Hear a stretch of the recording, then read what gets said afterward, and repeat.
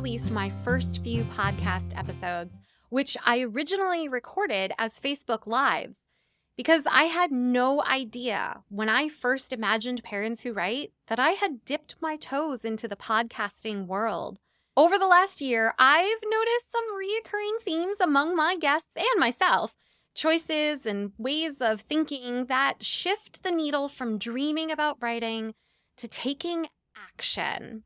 And so I've compiled these clips for you with the hope that when you're done listening to this, you not only will know you can do this too, but you'll also pick up a pen or sit down at a keyboard and write. In this first clip, author and writing instructor Nancy McCabe talks about her lifelong passion for writing and how she refused to give that up despite everyone else's warnings after choosing to become a single parent. Now, I don't want you to listen to this and compare yourself to Nancy. That's not what this is about. Heck, I did give up writing after having my kids for 6 years. What I find special about this clip is that her determination reminds me to let the laundry sit for another hour or another day. That given my never-ending to-do lists, it's okay to prioritize my writing first, so I actually get it done. I just knew that writing had to be at the forefront, that I was shaping my life around the writing, not around teaching and not around my, being around my family and friends, even though I've always kept in touch with everybody. But I wanted to shape a life that allowed me to write. I know a lot of people who are younger when they have their children, that writing journey is a bit different. But I was in my 30s when I adopted my daughter from China. And so I had established a pretty good writing routine. I knew what I wanted. I knew how to get stuff done. I was really afraid that I was going to adopt a child and never write another word. but it was just necessary. So I found ways to do it. A lot of people said to me, "Oh, once you have a child, you're not going to write. It's just not going to happen." And I remember talking to this poet who said, "Yeah, I had to give up writing while my children were growing up." And I just felt so horrified. And she said, "It was just that whenever I tried, I felt angry all the time. I felt angry because I couldn't find time to do it and everything was always getting in the way." And I really sympathize with that. And there's times that I go a little crazy when I'm so busy that I can't really write. But I really just try to carve out that time. I have 2 hours before I have to go teach a class. I sit down and I work on it, on the writing. And, if I have a weekend day where I don't have to do much else, I devote it to the writing. So, it's always a very intentional kind of thing. It's always a lot of work to carve that out. And also, I think as a single parent, I knew I didn't have anybody to take up the slack. And so I had to just plan every minute of my life. It was really tough for many years, because it was like every minute, every hour was carefully planned. And I gave up a lot of social life and, a lot of other things to do that. But I established after I left my marriage, basically a practice of writing at night. So I would get all the work of the day done. And then at 8 or 9 o'clock at night, I would start writing. And I would write till 1 a.m. I always tried to make sure I organized my schedule so I didn't have to teach till, noon or whatever. And that's another way in which I feel very, very privileged, that I could do that. But then all of a sudden, my daughter figured out how to get out of her crib and she was always interrupting me and I couldn't get anything done. And so when we moved to Pennsylvania, I was like, okay, I got to figure something else out because this isn't going to work. I can't write at night and then be up in the morning, when she gets up or keep from being interrupted. And so I decided I'm just going to have to start writing in the morning. And she had a really great daycare. She would spend a few hours at daycare. I would write and then, I'd have the rest of the day to spend with her. Sometimes I think it's just me, but after a long day with the kids, I miss academia. I miss talking with other adults about subjects I'm passionate about, like writing. I miss giving myself space to be myself and only myself. I was so relieved when poet Dominique Snedeker shared that she felt the same way, and she gave me permission to not feel guilty about that. We may be parents or adult children or caregivers or employees, but we have to make time for ourselves too. Otherwise, at least for me, everyone else gets only a fractured version of me. we're isolated as parents. I'm having a great conversation about right now. It's like How to Train Your Dragon. Like, I can tell you all about the different dragons and how to train your dragon. And that's not so mentally stimulating if you want to know. But when I write a poem and it's midnight, I'm typing as fast as I can. I'm having a deep conversation with myself. And I like that because I've missed that. I miss that intellectual stimulation. But I think in poetry or in writing anything really, if you're sitting down and you just release your ideas and let your ideas play with your mind and then you read it back, and it's like you're playing with yourself, you're having this stimulating intellectual conversation with yourself, and that feels really good to your brain. So then you go home and you get everybody to bed and the husband is fed and you get him to bed because he's got to go to sleep, and you sit down at the computer and you sigh, and then it comes. The ideas come. At least that's what I've found, that when the quiet time comes, I desperately need to sleep, but I desperately need to find that place where I am my intelligent, intellectual self.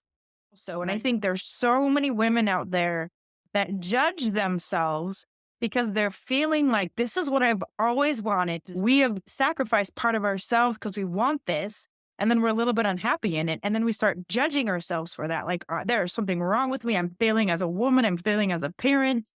Because they have an expectation to be this perfect dad. Let's go play baseball in the back or whatever it is that dads do. And then when we can't do that because we're in a different culture, in a different society, in a different time, we judge, and that throws us into deeper depression and postpartum depression if we already have that. And that is the conversation as a mom, as a writer, I want to have with women in general, that you're feeling bad about yourself is normal and it shouldn't happen, but it's the self expectations that you put on yourself. And it's okay to be confused and it's okay to be frustrated and it's okay to make mistakes as a mom. And guess what? It's going to be okay and you're okay. And we've all been there, and don't judge yourself. Poet Sara Burnett blew my mind when she told me about how she managed to keep writing after she had her second baby. Like she said, when I was in the thick of survival mode post-birth, the days felt endlessly long. This conversation also highlights the powerful benefits of pre-writing so that we never get stuck staring at a blank screen. Another thing I will say that helped me was something called the Artist Residency in Motherhood. You can look that up, ARIM, and it encourages people to join in the community, write manifestos to kind of not see writing and motherhood or creativity in motherhood, because you could do visual art or anything else too, and really create a residency for yourself at home and design it for yourself, what that would look like.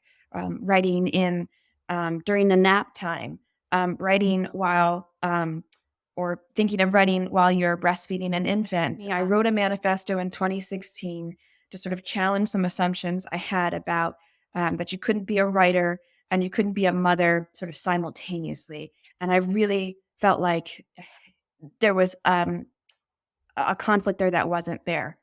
And so forcing myself to just not pick up laundry, not take care of other things. Just when that baby slept, I didn't always sleep. I went and I tried to write. And having that focus really helped me. It goes in ebbs and flows a little bit, but for the most part, since I've had children, it's been a pretty consistent practice. I recently learned that my style of writing, I find waypoints and I tend to daydream my stories very thoroughly, and I play out different scenarios until I'm like, ooh, I really like where that one's going. And then I'm like, and then I've visualized it so much and I felt my characters feeling so much that when I'm ready to sit down and write it, it just pours out of me super fast. It's all writing, whether you're actually putting the pen to paper or you're just thinking about it, dreaming about it. Time is endlessly fascinating to me in those early moments because it seems, like you said, it can last forever. And I think that poem actually we picked to speak to that. And yet it doesn't. We all know that point will pass. But when you're with a baby in a dark room, rocking them side to side forever, it just feels like eternity could pass there. But there are moments there when you're pushing a stroller, as long as they're not screaming. I mean, you can think of a story. You can get a rhythm for a poem. there are definitely ways where your brain adapts to it. And it takes a little while, but once you sort of force it at first, it becomes a little bit more seamless. When I spoke with author Amanda Schiller, she shared how she taught herself how to write and publish a novel while raising her newborn and going to school. What I love most about this clip is that Amanda found a way. She kept learning and writing one piece of the puzzle at a time. My son was 1 month old at that time. He was taking a nap, and my mom was in her room watching TV. So I went into her room, and we were living together. She was helping me take care of my son. And yeah, just laid on her bed and wrote that opening scene. And it took me 8.5 years to write that book. So I guess that kind of implies that I didn't have a lot of time to write the book. And so, but it was my first novel. And so I guess what I have to include in there is just that I was learning all the things that there is about book writing. I'm pretty sure I had 500 hours of listening to podcasts before my first book was done. I watched a YouTube video on someone actually uploading their book onto Amazon, so I knew what to expect, what it was going to look like, and what I was going to need to know ahead of time. There are so many things that I was taught that I didn't know I was going to need to know. And so I really got more time to write when I started going to school full time, because just having the time between classes and when my son got a little bit older, when he started going to school all day long instead of just Head Start where he's there half a day or 3 hours or whatever. So yeah, I just found myself with a lot more time. And then um even when he got into gaming, then I'd let him game for a while I wrote, and we were just kind of like, it was our way of hanging out together. One of my very first guests, author and English teacher Melissa Puritis, shared her experience with traditional publishing houses and how she decided that route wasn't right for her, that she didn't want to wait on other people anymore. So she took matters into her own hands and wrote and published her first book within less than a year. She also shares what her writing habit looked like and then how she modified it to be a bit more realistic for her. When I was looking at some of the publishing houses, that not necessarily Scholastic, but those types that publish specifically like kids' books that would end up in kids' fairs and things like that. I mean, they just straight up said it could take a year to hear back. Not like a year to get it on shelves, but like a year for them to read it and get back to you. And I was like, I am tired. I felt like at that point, for so long, I had shelved myself. You know what I mean? And then there just came a point. I'll be honest, like 2020, I know it was a bad year, like big picture, but 2020 for me personally was actually a somewhat good year. 2021 was like the year where my life, I can't remember a time where it didn't suck more. And so I was just like, I need something. I need a win somewhere.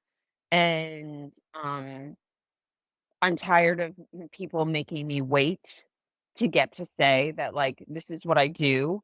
And I just decided I was just going to publish it myself, because who are you to tell me that my book isn't good? So yeah, those are my thoughts. I am utterly in love and blown away with what you had said about you were tired of having shelved yourself. And I feel like that is what we parents do constantly, is we put ourselves back on the shelf and we just sit there and collect Mhm. dust. And that's how I felt for 6 years. Yeah. And I'm tired of it. I can't take it anymore. Like, yeah. So I'm like that. The minute you said that, it like went straight into my heart. And I was like, oh, I'm quoting you. That's gonna be totally on my page. Yeah. But like, oh, that's So oh. Yeah. So, yes, that is a huge win. And I'm just so proud of you for taking yourself off the shelf and getting your book out there. Oh, I scheduled time at night. Last year when I was writing the book, I gave myself a crazy word count. And my crazy word count was, well, it might not be crazy to some people, it's crazy to me. Was 3,000 words a day. Oh, Um, okay. and so that didn't matter if I had to stay up. Yeah, if I had to stay up until 1 o'clock in the morning to make 3,000 words happen, so be it. You were staying up until 1 o'clock in the morning to make 3,000 words happen. Yeah. And now, even though I'm working on the second book to the same series, I'm like, no, we'll just start at 8:15. We'll go to 9 o'clock. Whatever happens in that 45-minute span happens. Now, if I'm like on a roll, I'll keep going. But Right. if at 9 o'clock I'm kind of feeling like it's painful, we're gonna stop. One of the major obstacles writers struggle to overcome is perfectionism, me included. That's why I love this clip from author Gina Colgrove, who did not go to school for writing. She had stories she wanted to share, and so she did. And by doing the writing, by making the mistakes, her writing evolved over the years. She wouldn't be the author she is today if she had abandoned her first, as she says, cringeworthy novel. I look back at my first book and I cringed internally. I look at it and I'm like, oh my God, this reads like a friggin' manual of like, I did this today and then I did that today and I did. So, storytelling is more than just telling. You have to show. And I think that was probably, as someone who does not have the background in writing, my background is all elsewhere. I really had to focus on that and really had to tap in to how to articulate on paper what characters are feeling and what emotions they're going through. So that has been probably the biggest thing that I had to learn. And I love it. I do. I really enjoy the art of storytelling now. It's not just copy and paste describing scenes and people. There's so much more in depth to it now, and I absolutely adore it. I want to celebrate the fact that you go back and read that first book and you cringe because you still did it, right? And how many times I hear other people who are interested in writing and they don't start because they're too afraid of it not being good enough. And that fear holds them back. But you went for it. Like, you were like, no, I want to do this and I'm going to do it. And like, yeah, your writing has progressed through the years, but it Right. wouldn't have done that if you hadn't started with, it's the celebration of the shitty first draft, right? Because then you've got something to learn from. Exactly. And I have always been trying to say this like in a nice way. Like I've always had a pretty good pair on me, to be blunt. So if you told me no, even as a child, my mother would be the first person to tell you I was more difficult and more headstrong than all three of her brothers put together, as she likes to tell me. If you put like a wall in front of me, I was going to find a way through it or around it or over it. So I kind of have that no fear still. I'm a person behind a screen, and it's how I felt with my first book. If you don't like me, I can disappear back into my house with my family, with those who love me, and you never have to hear from me again. So it kind of was a safe space. And I wish more people, and I see it with my own kids, and I try to instill this in my daughters. If you don't try, that's the biggest, not failure, but that's like the biggest regret you're going to have, is not failing, is not trying.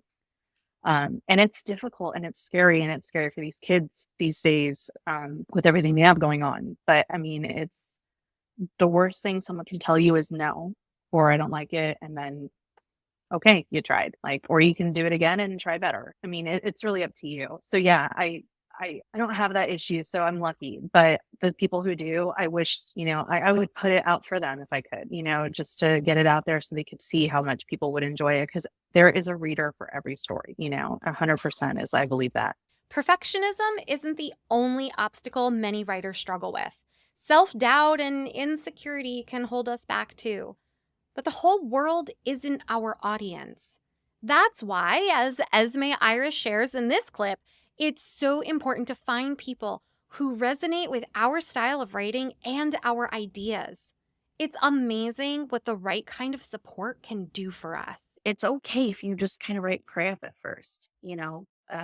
It's okay for it to not be great and awesome. And I'm always trying to tell my partner that, because that's why he's not publishing anything, is because he thinks that it has to be perfect and excellent and overthinking everything. And it's like, no, that in that creation process, you keep doing it, and then you're going to end up getting better. Like, you'll surprise yourself that you'll, you know, write something one day and then look at something you wrote years ago and you're like, oh, hey, that's way better.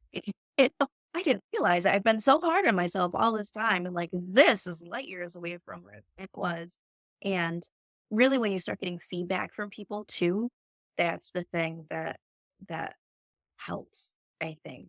You know, because I had the same thing where I was like, this thing that I'm writing, this article, this is not super clear. I don't know if anyone's going to get this. And the next thing I know, I've got someone coming to me telling me that it like changed their entire day to read that, you know, and it makes it so worth it. And I love right now, the way things are right now is people are not as fussy. I hate to say fussy, like it's a bad thing, but we're so much more accepting of oopses and typos, and you know, so you know, maybe 10 years ago it would have been really terrifying to get started again, but these days people, you know, they'll let you know, like, hey, this little thing here could be changed. Like, generally I encounter people who are pretty cool about it. In this next clip, author Linnea March shares how she combats imposter syndrome. I especially love the bit at the end, not only because she mentions one of my favorite TV shows, but also because her example drives home the fact that we need to be kinder to ourselves. We are our own worst critics. So, what becomes possible if we change that narrative? If we change the way we talk to and support ourselves? I'll read my, good reviews. I'll read the nice comments. And honestly, sometimes I'll look up my favorite books on Amazon, books that I absolutely love that I think are just beautifully written. And I'll read the 1-star reviews for those. Because there are terrible reviews for Jane Austen. There are terrible reviews for Shakespeare. Tessa Bailey, Christina Lauren, like the authors that I really love, Alicia Rye, like there's terrible reviews for, Julia Quinn, who just came out with the Bridgerton series. There are people who don't like their writing, and I'm like, okay, I'm fine. There's gonna be people, who might not like it, and I just have to keep doing it because, so I mean, I think, that's part of it. Maybe just putting it down or moving on to the next area. And, I also like to think about Amy Poehler in Parks and Rec. That she makes a couple quotes about, just having the audacity or, the confidence of a mediocre white man. That's her thing. I think she's a great character for just, taking charge of your own life and being confident in yourself. There's a scene where she calls and leaves herself a voicemail to listen to later. But I just love, hi, Leslie, it's Leslie. Just hang in there and I love you.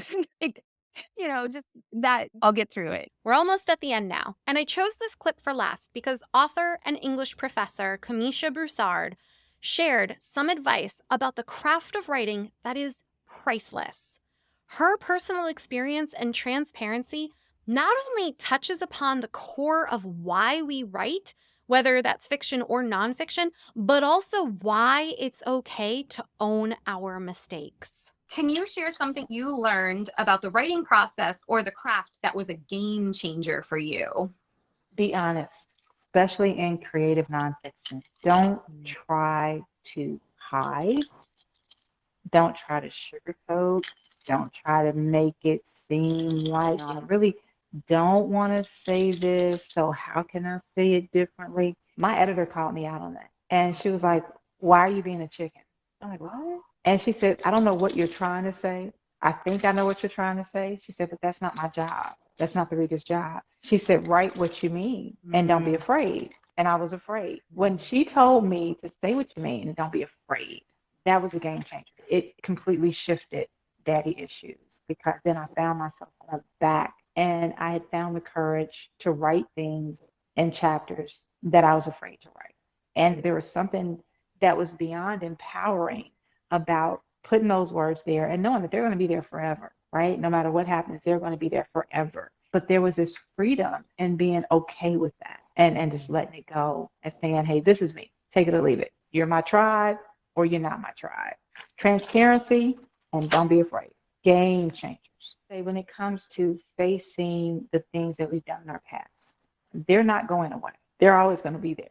We determine when we're going to confront them and when we're going to overcome them. So that's going to look different from one person to another. But I would say when you are the most afraid is when you need to write it down, because it's the most powerful.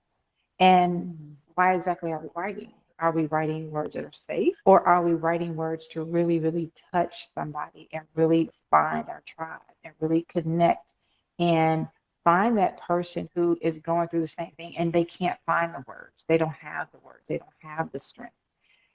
If that's not why we're doing it, then don't publish it. Just write it for yourself and keep it for yourself. But come to the page completely transparent. And fear is okay. It's okay to be afraid to confront your past. But there is so much freedom in doing so and following through with that, and calling yourself to the carpet. And you come out of it on the other end. You come out of it not just a better writer, but a better person. And that's what you want. And the more you do it, the stronger you get and the better you get. When it comes to judgment, get over it and be okay with that. Hey, that's your opinion.